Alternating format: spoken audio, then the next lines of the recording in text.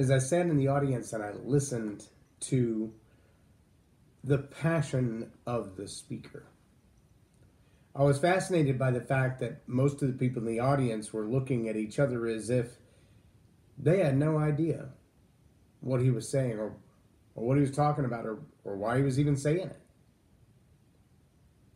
But he was very passionate about what he was saying. Now, we're not talking about a stage in an auditorium or a platform or the front of a training class. We're talking about sidewalk at Starbucks. He was very passionate about what he was saying. His voice kept getting louder and louder and louder, and if anybody tried to interject or question something that he said, he would stomp his foot and point his finger and start again even louder on the thing that he had just said. And part of it was the fact that he didn't have his hearing aid in, so he couldn't really hear what they were saying, and as a result, he would just start over with what he was saying as if they didn't hear him at all.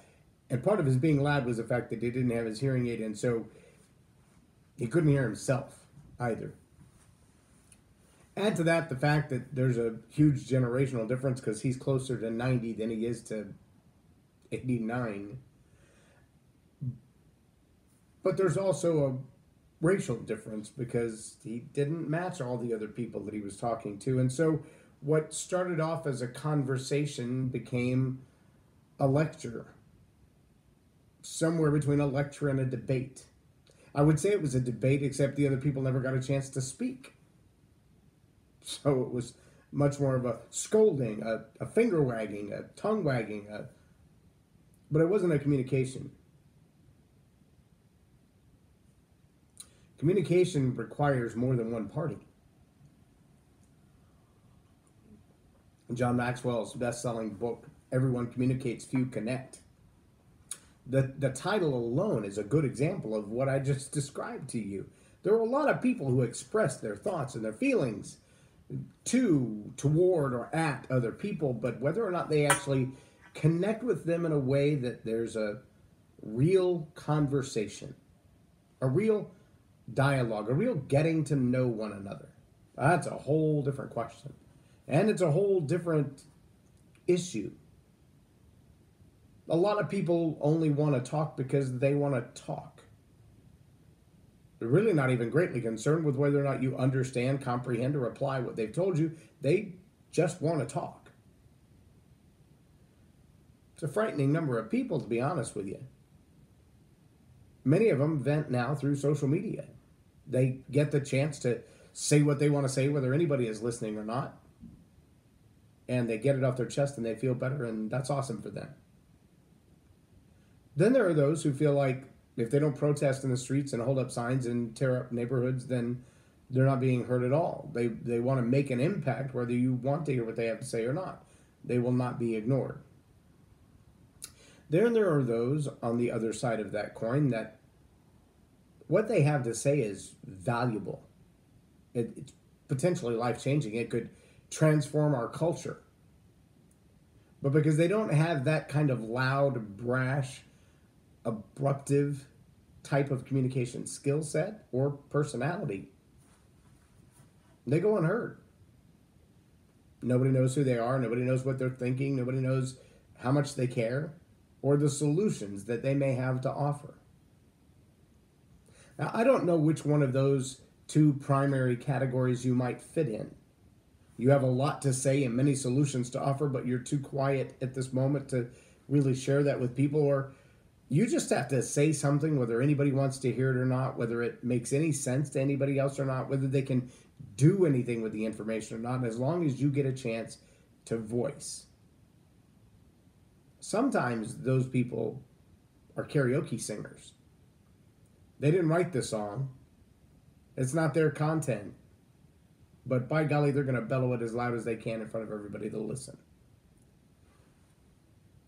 Then you got the silent geniuses. So I don't know which one of those two you are, but I want to give you some tips today on learn to roar communications. Today we're going to talk about the primary word of relevant, which would be our first pillar of 4. In the learn to roar leadership philosophy, we have the same pillar, relevant.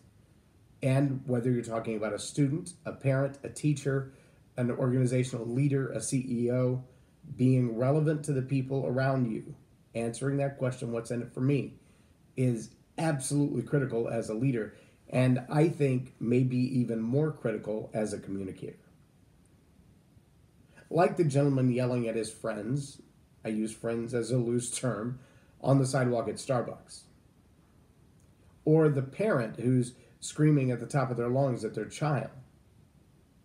That form of communication is really hard to swallow for most people. And it very seldom actually impresses upon the hearer the passion of the listener, other than you sound angry. And I can tell you from my experience on both sides of that fence, both the hearer and the deliverer, who's lost control in all passion and anger, and especially dealing with teenagers, that's the moment that communication has ceased. Because you're no longer relevant to them. What you have to say may make you feel better.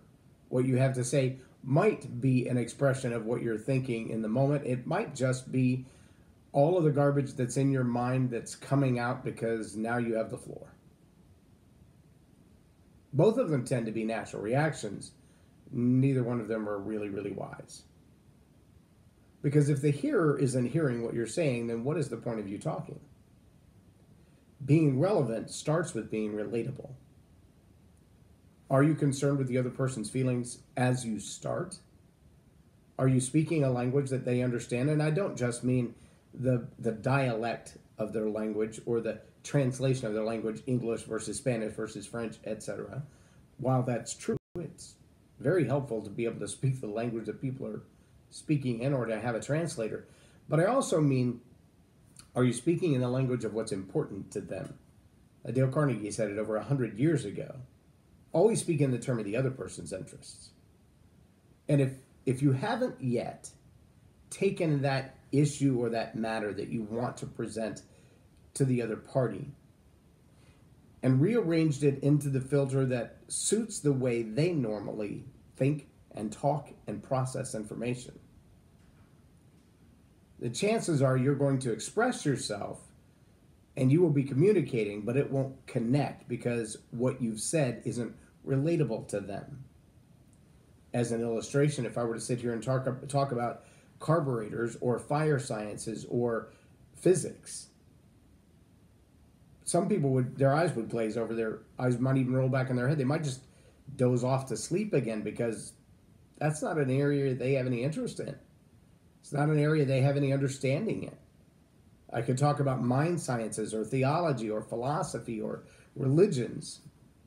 And again, some people's eyes would glaze over, roll back in their head, and they just doze off to sleep.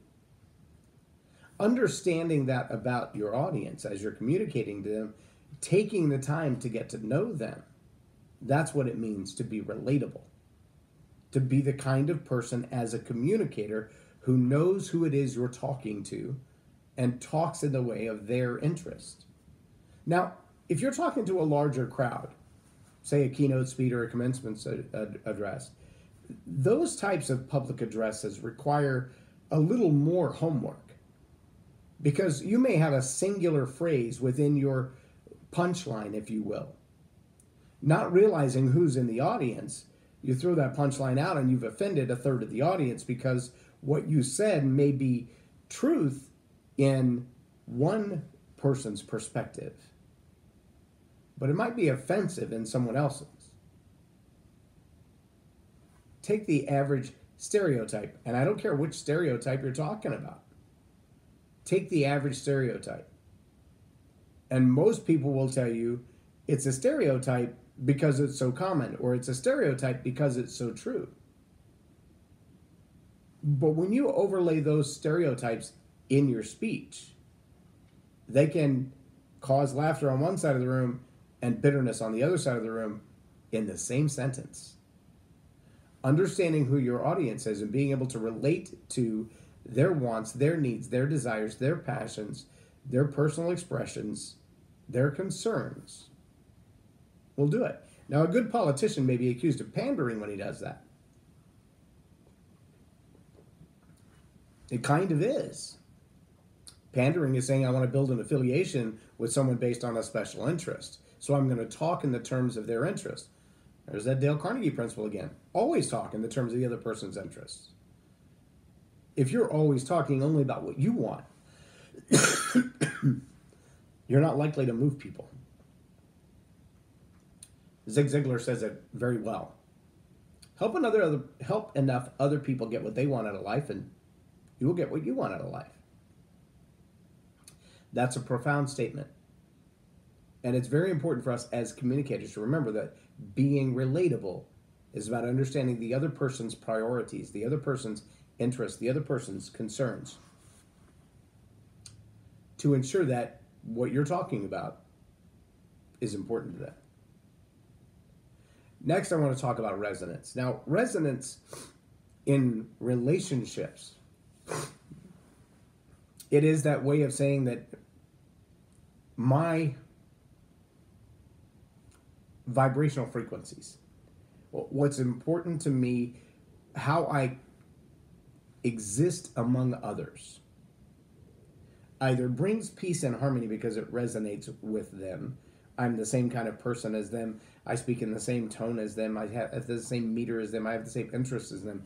That kind of resonance is what tells you you fit into a clique or a crowd or not.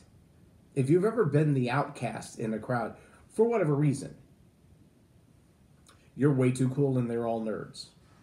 You're way too intelligent and they're not bookworms. Whatever that friction is, that maybe you're the athlete and the jock and they're the intellectuals, and so there's just a clash, or they all love to play golf and you know nothing about the game, so you don't fit into the conversation. That kind of resonance is about the things that we do that come from the who that we are.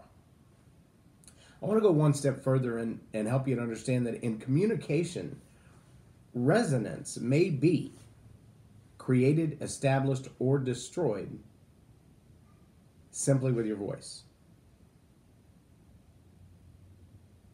I want you to let that settle for just a moment. I believe the numbers are 48, 45, and 7. 48, maybe it's 55. 48 and 45. I think it's 48 and 45 and 7. Yeah, that'd be 93.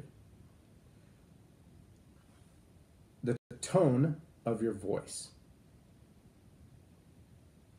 The movement of your body, your facial expressions, the way that you carry yourself, the way that you position yourself. Are you leaned out? Are you leaned in? Are your hands in front of you? Are your hands crossed? Those make up 93% of your communication. Only 7% are the words that you choose. Now, there's two ways to look at that. When we talk about resonance in communication, understand that 97% of the way that you communicate effectively is resonated through the quality of your voice. Does your pitch inflection go up and down at the right place, or do you sound like monotone like the guy from the Visine commercial? It's hard sometimes because, like right now, I'm fighting some seasonal allergies and I had some junk in my head and it moved my throat and now it's trying to get in my chest. Usually when that process happens, it'll be a couple of days and then I'll deal with it in my throat from the verbal or vocal quality standpoint. And it'll really start to sound like laryngitis, or it'll be hard for me to communicate. And usually if that season occurs, I will try to not schedule speaking engagements right around that because it's really hard for people to understand. Generally speaking, I have a loud, clear, communicative voice. During cold and flu season, I do not. Like most people don't if they have a cold or a flu. There are some things that I use, like oil of oregano and throat coat and things like that, that will help with that. There are also people like Roger Love who can help you to train your voice to be more expressive. I got a lot of training in voice when I was in high school, in middle school and high school choir. Our choir teacher was an operatic, so she always sang opera. So how to move air through our lungs and across our vocal cords was something I was trained in for 7 years, where